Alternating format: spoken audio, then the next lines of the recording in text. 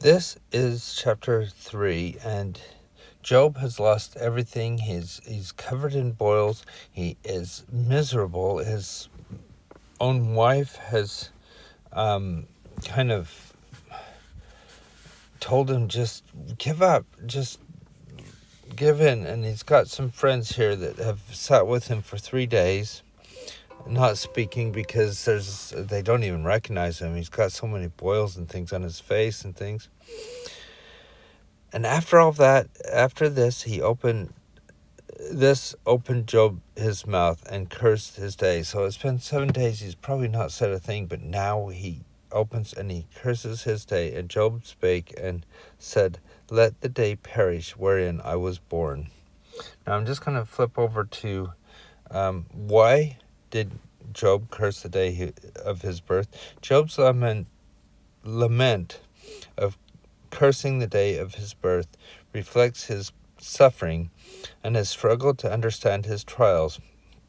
It is similar to the cries of other biblical prophets and reflects themes found in other ancient Near Eastern texts about suffering. Despite his deep sorrow, Job did not fulfill the adversary's prediction that he would curse God.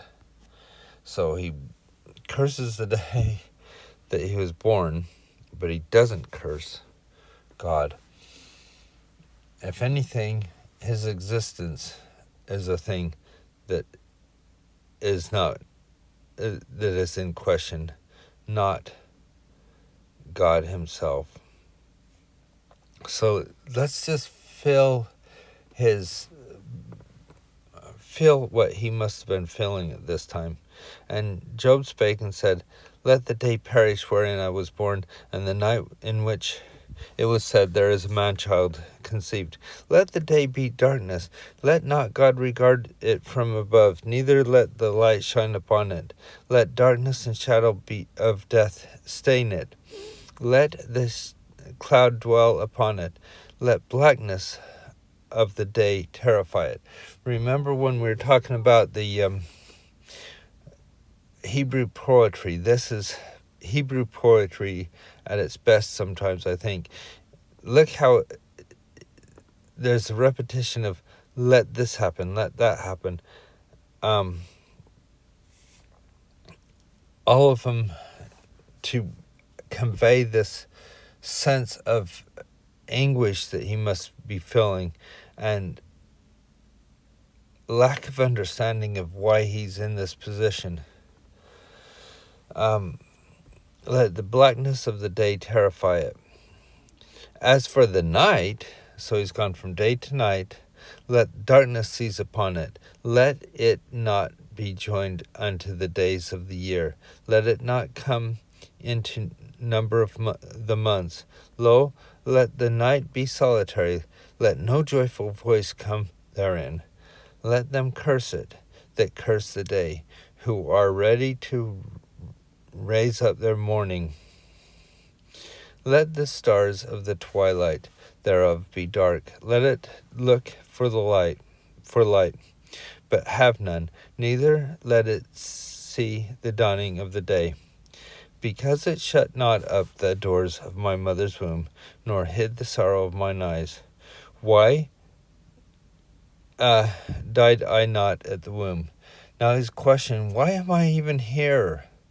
Why am I alive? Why did I not give up the ghost when I came out of the belly? Why did I have to go through all this? From the day I was born, I wish I didn't. He did have quite a lot of success up to this point. He could have said, why did I not die with my children? But he's going all the way back to his childhood now. Why did the knees prevent me? In other words, or receive me? Or why did the breasts that I should suck? Why did my mom even care for me? For now I should have lain still and been quiet. I should have slept. Then had I been at rest. Notice how he feels. He feels if he would have done this, he could have been at rest. If he would have died when he was a child, he could have been at rest. The kings and the counselors of the earth, which buildeth the desolate places. And if you look here, it says, who rebuild ruins for themselves, or princes that had gold, who filled their houses with silver, or hidden untimely birth. I had not been, as infants which never saw light. There the wicked cease from troubling, and there the weary be at rest. He's saying, wouldn't it be much better? Wouldn't it be better? I wouldn't feel this way. I wouldn't have these boils. If I just could die, I would be at rest. That's what he's basically saying. There the prisoners rest together. They hear not the voice of the oppressor. Once you're dead, you don't have those problems. And the small and great are there. The servant is free from his master. Everybody is in a better position after their death. Wherefore is light given unto him that is in misery, and life unto the bitter in soul, which long for death, but cometh not, and dig for it more than hid treasures, which rejoice exceedingly and are glad when they find the grave. Some people suffer until they're dead, is basically what I'm hearing him say. Some wishes it'd come sooner, and it doesn't. And sometimes that's the case. Sometimes people would rather face death than face whatever they're facing, because it is hard sometimes. Sometimes it really hurts. Why is light given to a man whose way is hid, and whom God hath hedged in? Why is light given to a man whose way is hid, and whom God hath hedged in? Why are they living? Light meaning, in this case, I think, why are they given life if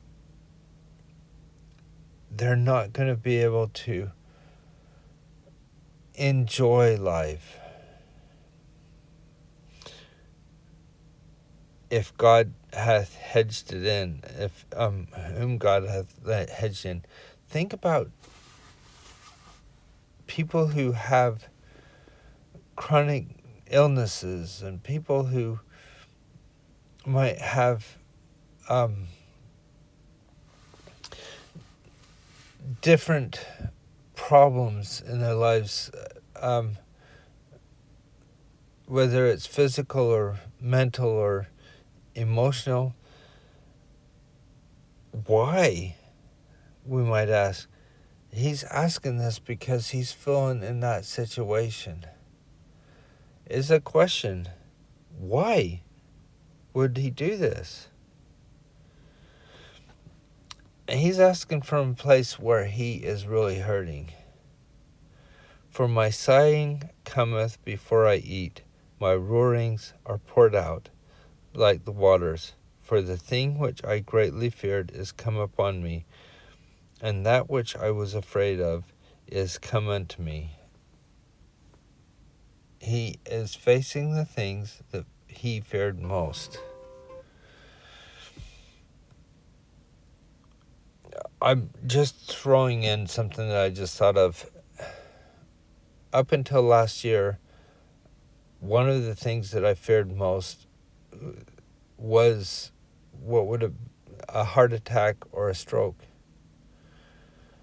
And yet I've had both of those, and I've come through. I've been blessed. Not everybody is.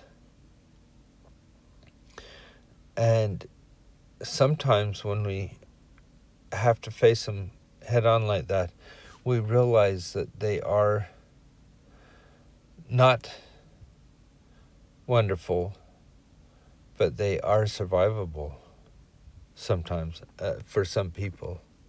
I wouldn't say everybody it's going to be the same, but for me it was. I was not in safety, neither had I rest, neither was I quiet, yet trouble came. He was doing what he was supposed to be doing, but it still came. We can do all that we think is right, and trouble still can come to us. Too often we turn and say, oh, that person is suffering because they did wrong.